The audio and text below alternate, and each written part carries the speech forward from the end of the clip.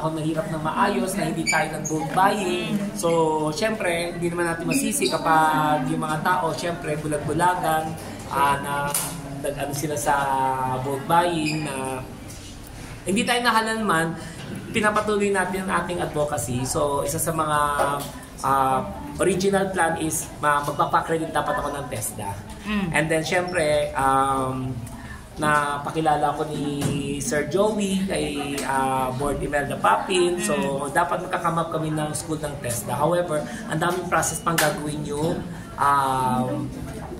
mga requirements ba ng TESDA. So, ang ginawa namin is naghanap kami muna ng school na accredited na po ng TESDA para mas mabilis namin i-incorporate ang content creation para sa mga livelihood program. And yet, itong school na ito, syempre, nung kinuha namin sa land bank is actually for repossess na. And syempre sabi namin, kunin natin to. And it's been 20 years and from 600 students, ngayon is 236 na lang. So we decide na pagandahin lahat ng mga facilities. So right now, nakapaglagyan na kami ng mga TV, every classroom lahat. And then lahat ng mga computers, in-upgrade namin ngayon. And then soon, ang lahat ng blackboard nakikita nyo dito, magiging whiteboard na rin. Kumbaga, gusto natin i-modernize yung curriculum ng pag-aaral ng mga bata. Is it really your dream po na magkaroon ng eskwelahan? Hindi po. Actually, ito ngayon ang naging motivation ko para pagpatuloy ko ang aking kolehiyo. So, para makakuha rin ako ng diploma kasi kita ko mga bata, nagsisikap sila sa pag-aaral. So, I think it's about time na bilang isang influencer, bilang isang vlogger, bilang isang public servant, hindi lang naman ito para sa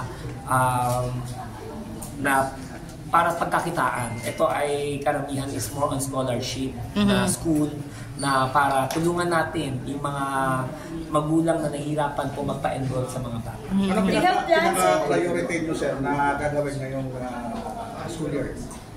This year? Itong this coming school year? Okay, so ang gagawin natin ngayon, since 236 student na lang kasi since namatay yung previous na may-ari ng school neto, so for repossess na to, so maraming student nag-out dito sa school kasi they think na kapag may bagong management, baka tumaas na yung tuition fee. So, hindi naman po. Kasi syempre, bilang isang public servant, alam natin yung lahat tayo nag-struggle, lalo na yung economy natin ay bumaba po. Syempre, hindi naman natin kailangan itaas, kundi i-embrace natin at plano natin is kapag ang bawat isang magulang po nagdala ng isa hanggang dalawang estudyante, may 20% discount ang anak po nila sa school. Pag nagdala sila ng 3 to 4 student, 50% discount. Pero pag nakadala sila ng 5 student, automatic po, libreng matrikula ang kanilang anak. So, sa mga ano lang dapat ikabahala yung ano ng makilang sa tuition fee na wala po ikabahala. Wala po. Hindi po nila kailangan intindihin po yun dahil una sa lahat, pagpasok pa lang natin dito, nalaman ng mga parents, ng mga estudyante dito, karamihan ng mga estudyante, sabi nga nila, kung si Sir Wilbert ay isa sa mga national director, ay na school director at very responsible, alam po nila na nasa mabuting kamay ang kanilang anak. And we want to level up yung lahat ng facilities ng school. Sir, bukod dun sa plano ninyo ang bigyan discount, mag-i-enhance pa kayo, makikipag-tie up kayo sa TESDA para mas maraming maging scholar? Mabibigyan po ng trabaho, yes po, TESDA. Bali, mga courses is content creation, DOMWorks, mga may cyber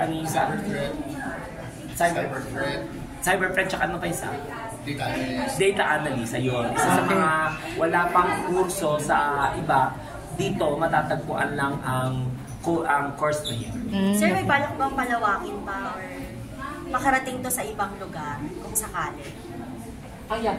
Ano po? May balak ba na palawakin na makarating sa ibang lugar? Kasi syempre... yes po. Actually, ang original po ang school nito ay parang 3 branch before. So, I think ngayon parang ito na lang natitira. So, nung since in-absorb ng bagong school admin together with our chairperson na si Ryan Soto and of course our vice chairperson na si Rico Almonicar. So lahat ng mga teachers at saka mga principals rinating namin and then ginawa pa namin na mas magandang programa para sa next school year. Okay. Yun po. Actually, nandito po sila Mayor. Andito. Mayor, pwede po kayo masama dito, Mayor. Tsaka si Congresswoman Tolentino po. Naku, parang siya po yung kamag-anak ko nawawala. Ako. Congresswoman, maraming salamat po. Yes po. Opo. Yes po. Sobrang ito naman kasi talaga mga work natin, mga public servant. Mayor, pasok po tayo, Mayor. Ayan, si Mayor po ay isa po sa mga nag-embrace po sa amin nung unang pagdalo namin sa Alfonso dito sa Cavite. And of course, si Congresswoman, maraming salamat po dahil very supportive din sa mga estudyante at nakikita po namin na iisa lang po ang aming layunin, edukasyon ang pinaka-importante ipamahagi natin sa kabataan. Kay Mayor tsaka kay Congressman, isang tanong na. Ano yung mga pwede natin magawa, matulungan itong kanyang proyekto para nga mapababa yung at magkaroon ng pagkakataon makapag-aral yung ating mga kabataan po dito sa Alfonso. Si Congresswoman Aniela po ay maraming mga programang mga educational assistance po sa mga taga-Alfonso.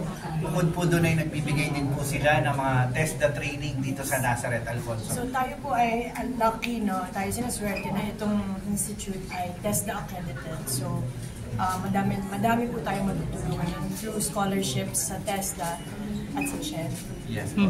And sobrang dami po natin matutulungan dito sa pagbukas ng bagong institute dito sa Alfonso. So kami po ay sobrang blessed na nandito po si Sir Tolentino, lost cousin.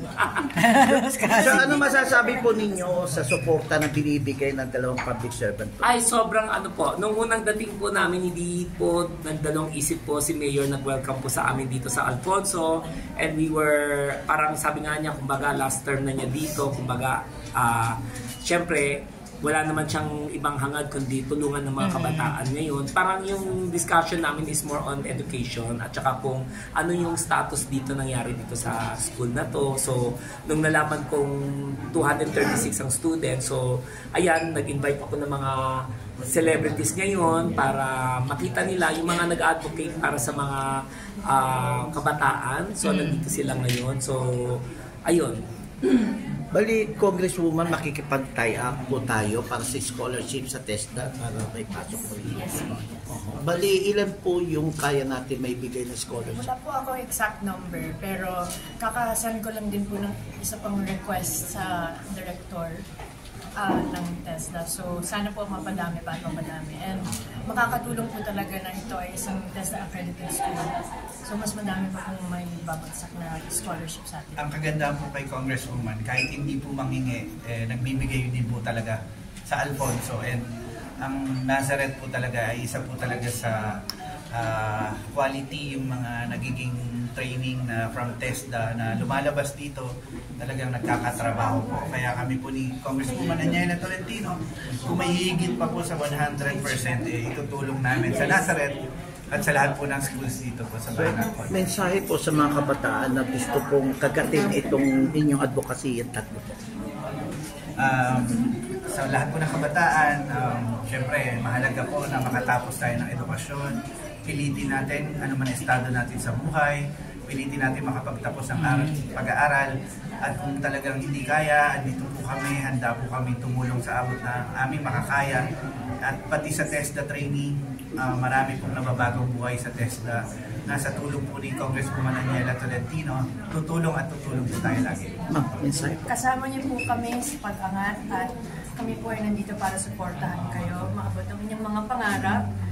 Gagawin po namin ang lahat na kaya namin para magawa dito sa mga.